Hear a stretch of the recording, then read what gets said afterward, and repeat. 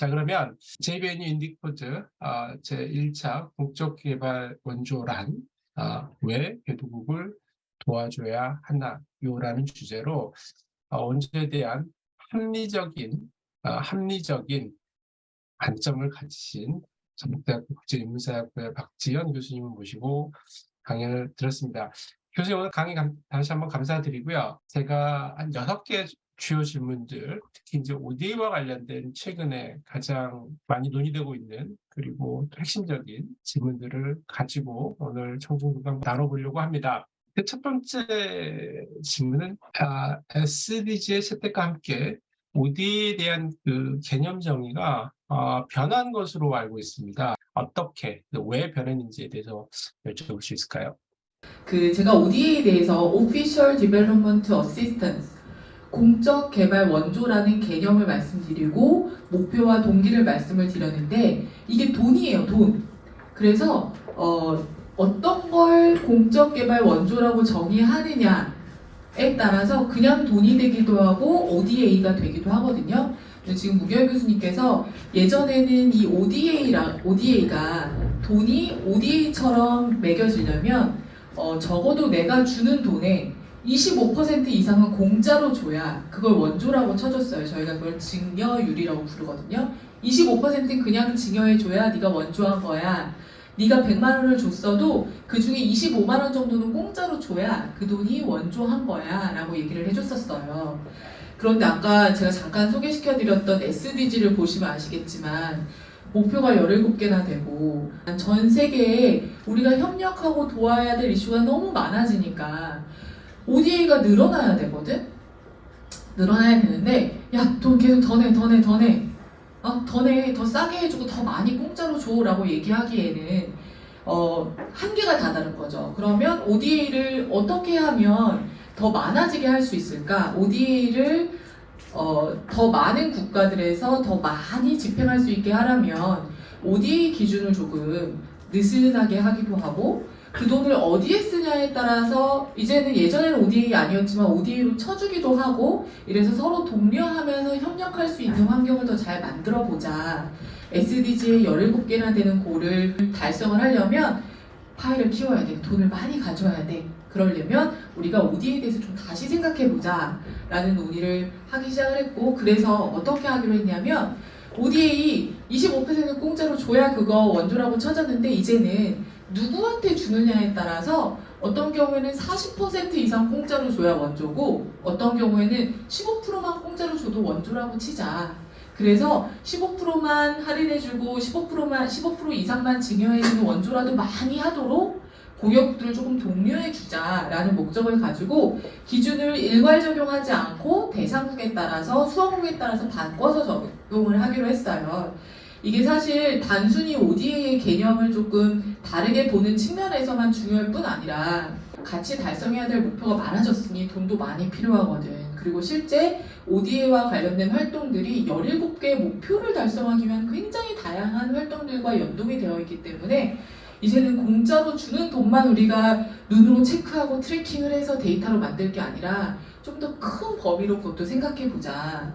ODA를 포함한 다양한 민간 재원 그리고 아까 소개시켜드린 OOF 같은 것도 어떻게 돌아가고 있는지 우리가 추적을 해서 전 세계적으로 이 지속가능한 발전 목표를 위해 돌아가고 있는 재원들이 어떻게 작동하고 있는지를 같이 보자. 그래서 통계를 잡을 때 이제는 ODA만 딸랑 얘기하는 게 아니라 아마 들어보셨을 텐데 TOSSD라고 해서 Total Official Support for Sustainable Development라는 개념을 사용해 보기로 했어요. 그래서 예전에는 ODA가 공적개발 원조가 국제개발협력하는 거야. 그러다가 이제 재원을 좀 확장시키고자 아니 OOF도 있고 다른 재원도 있어 라고 얘기하다가 이제 이름 바꾸는 거 말고 이름의 뜻도 바꿔야 될 것 같아.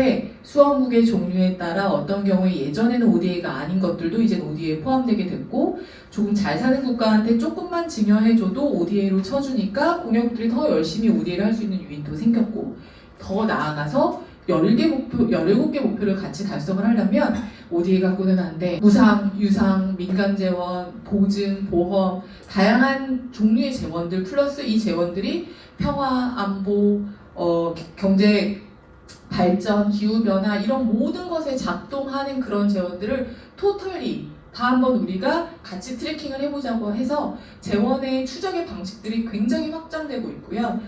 그 ODA 활동에 포함시키고자 하는 재원의 범주도 굉장히 넓어지고 있는 추세입니다. 네, 그 전통적인 공유국들의 그 세금 기반 그 원조 그 세금 원조죠. ODA 공적 개발 원조라고 하는데 이거에 대한 부담이 그리고 이제 그 SDG 17개에 달한 SDG에 대한 그 다양한 목표들에 대한 그 이행하는 데 필요한 그 재원에 대한 부담이 ODA 개념에 대한 정의 그리고 TO SSD 개념의 등장으로 이어졌다라는 말씀이시군요. 감사합니다.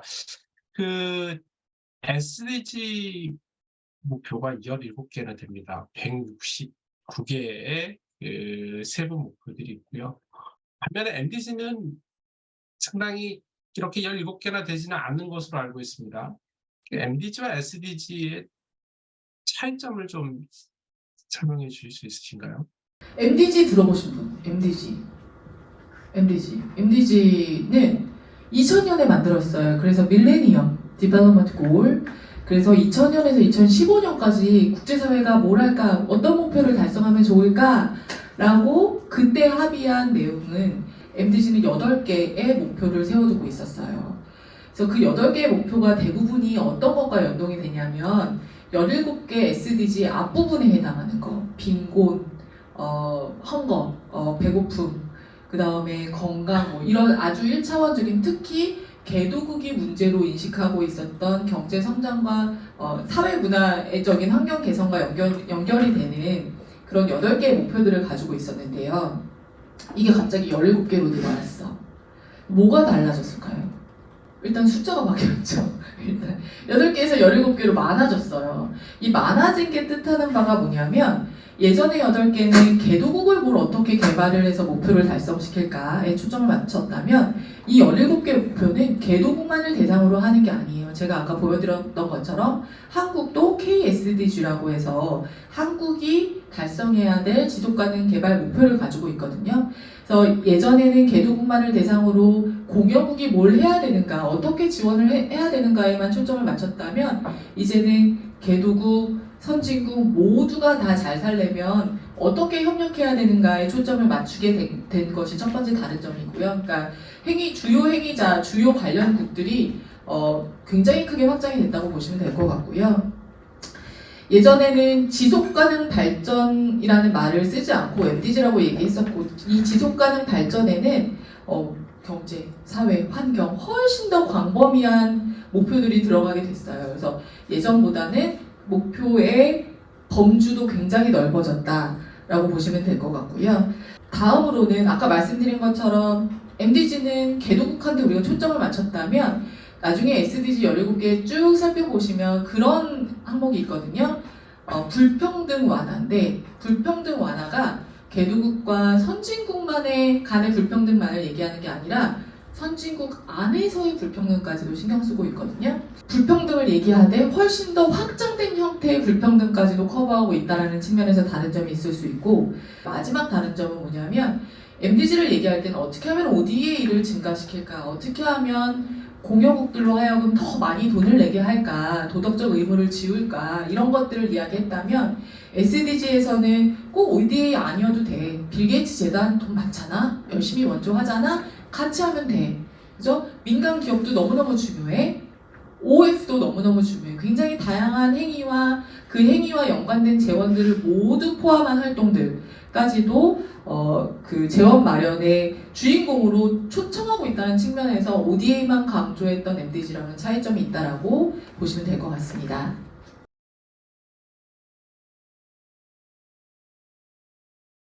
네, 감사합니다. 그 다음 질문은 교수님께서는 그 원조에 대한 다양한 그 관점, 목적들을 설명을 해주셨는데 제가 보시기엔 되게 합리적인 관점에서 이렇게 원조를 보시는 것 같아요. 다양한 관점들이 있어요. 규범주의자들은 원조는 인도적인 목적, 인간의 보편적, 그다음에 절대적 권리와 실현을 위해서 사용해야 된다라는, 그러니까 규범적으로 접근하시는 분들이 있는 반면에 또 현실적으로 접근하는 분들이 있죠. 아니다. 사실은 규범적일진 몰라도 그게 규범적으로 낀 것들이 근본 모티베이션, 동기가 될진 몰라도 실제로 현실적으로는 정치적인 공역들이 정치 경제적인 목적으로 원조를 사용을 한다. 이런 얘기들을 하고 있습니다. 자, 개도국을 돕는 이유를 인도적 차원, 정치적 차원, 경제적 차원, 크게 이제 세 가지 그 모티베이션으로 얘기할 수 있겠는데, 인도적 차원이야. 당연히 인도적 상황이 발생한 지역이나 국가나 집단에 지원을 하는 거고요. 하지만 이 정치적, 경제적 차원의 목적들이 어떤 식으로 ODA 정책에 투영이 되는지 좀 설명을 좀 부탁드릴 수가 있을까요? 어렵죠. 겉으로 보기에는 다 세계 평화, 인도주의적 목적으로 우리는 공정개발 원조를 한다라는 사인을 보내고 있는데, 실제로는 제가 소개시켜드린 내용에 따르면 인도주의적 목적으로 원조를 하더라도 가깝게 있거나 석유 산유국인 국가들에게만 더 준다는데, 개별 국가들은 도대체 어떻게 스토리를 만들어서 표면적인 스토리에 벗어나는 다른 이익도 추구하는 걸까? 실제로 추구하는 걸까? 라는 고민이 되죠. 저도 되는데, 그 어디 규정이 찾아봐도 경제적인 목적을 추구해도 돼, 정치적으로 친구 만드는데 이건 써도 돼, 이런 말 없는데 어떻게 이거를 이렇게 누가 봐도 어떤 초보자가 통계를 돌려도 유의미하게 나올 만한 그렇게 활동을 많이 한다는 거잖아요. 그래서 아마 그런 맥락으로 주신 말씀 같아요. 실제로 우리나라도 국제개발협력 기본법에 보면 평화 증진, 그죠? 인도적 위기 해결, 국제사회 협력, 이런 걸 목적으로 원조를 한다라고 명시가 되어 있어요. 그럼에도 불구하고 한국의 원조는 베트남에 되게 많이 돼요. 왜 그럴까? 베트남이랑 무역을 열심히 하거든. 앞으로도 더 잘하고 싶거든. 앞으로도 더 효율적으로 하고 싶거든.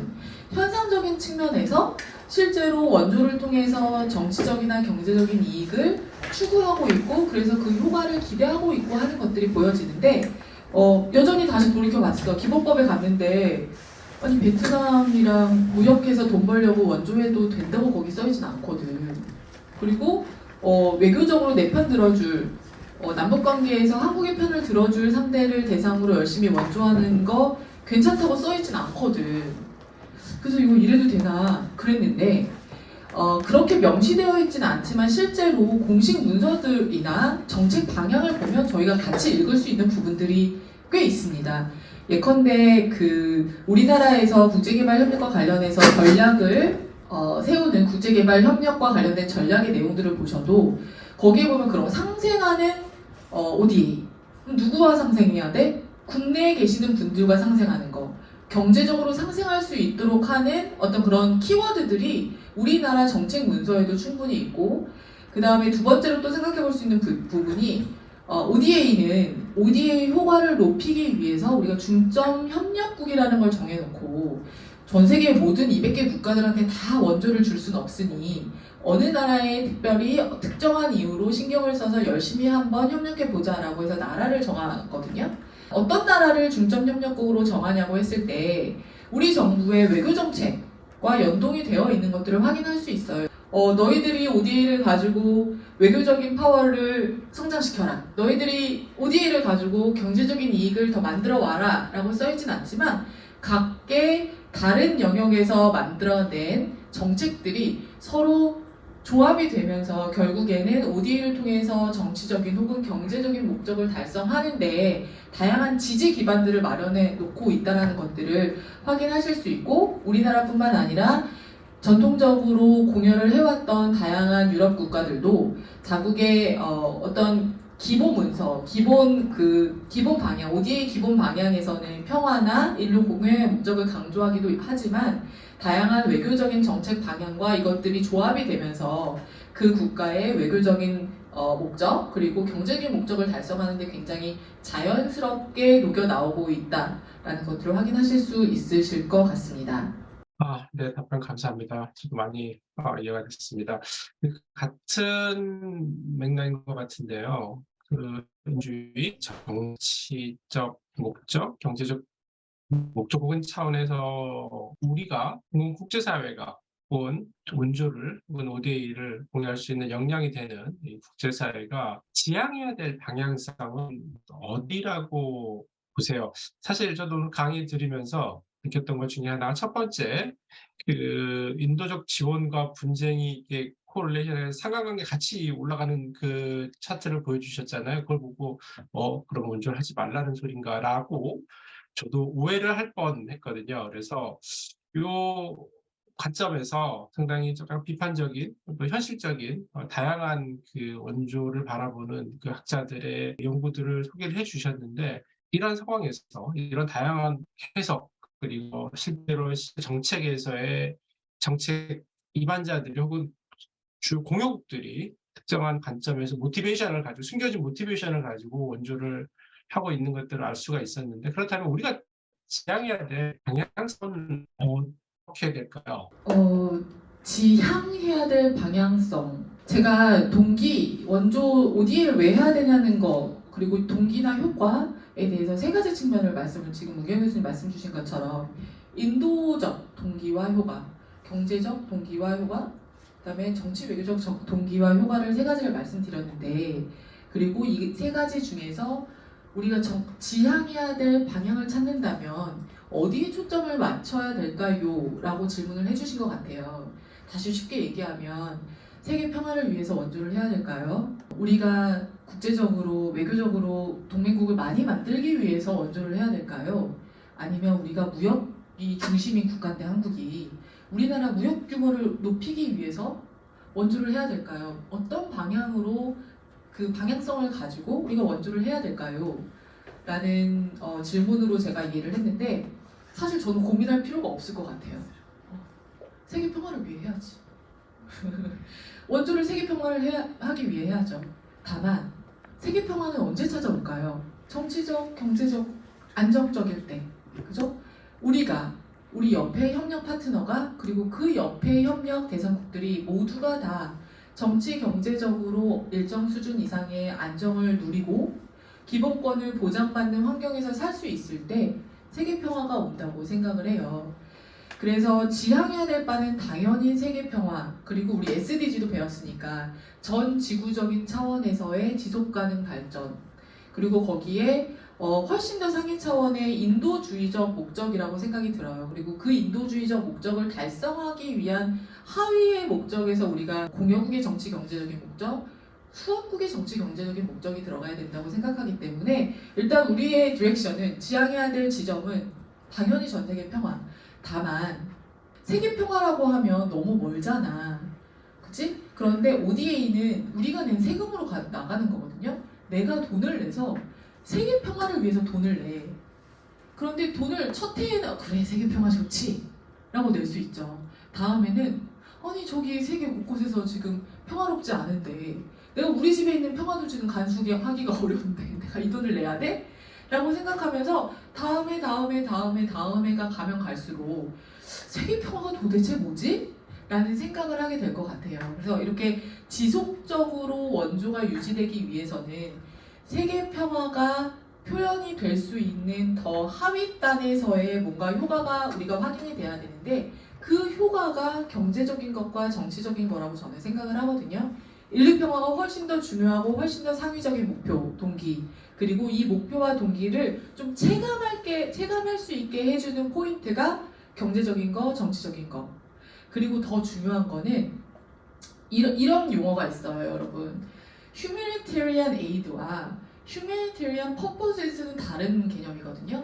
인도주의 원조는 국제사회에서 어떤 걸 인도주의 원조라고 하냐면 긴급구호, 재난복구 이런 거를 인도주의적 원조라고 얘기하고 인도주의 목적은 제가 지금 여태까지 말씀드린 인도주의 목적, 이 우리 세계평화에 관련된 게 인도주의 목적이죠. 그래서 인도주의 목적을 달성하기 위해 달려가는 게 맞고 그 하위에서 정치 경제적인 편익을 우리가 끊임없이 고민하면서 우리에게 체감될 수 있는 이익 때문에 당연히 개도국 좋아야 되죠 라고 말할 수 있는 사람들이 많이 생겨야 된다고 생각하고 그러기 위해서 제일 중요한 게 뭐냐면 때와 장소를 가리는 거거든요. 우리의 지향점은 인도주의적인 목적이지만 우리가 경제적인 목적을 원조를 한다라고 에이드 포 트레이드를 우리나라의 경제적인 편익을 위해서 한다라고 결정되어진 그 구간에서는 정확하게 경제적 편익을 계산할 줄 알아야 된다고 생각을 하고요.